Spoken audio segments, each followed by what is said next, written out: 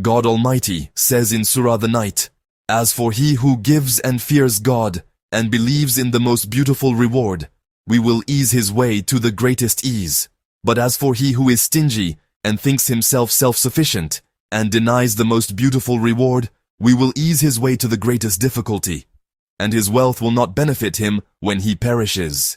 These 7 verses tell us that whoever gives charity with his wealth and fears God, avoiding what he has forbidden, and believes in God's promise of a better reward, then God will make easy for him everything that brings him closer to good, to doing good deeds, and to happiness in this world and the next. This is different from the stingy person, for whom God will make easy the path of bad deeds and ungratefulness that lead to hell.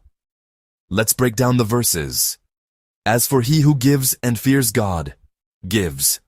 This means spending from his wealth in God's way, like for zakat, charity, and helping those in need. Fears God. This means staying away from what he has forbidden, protecting oneself from his punishment. And believes in the most beautiful reward. This means believing in God's best reward, which is blessings in this world and entering paradise in the afterlife, and believing in the best word, whether it's from God or his messenger. We will ease his way to the greatest ease. This means God will light up the path of good and good deeds for him, making them easy to do, and will guide him towards the actions of happy people that lead to paradise.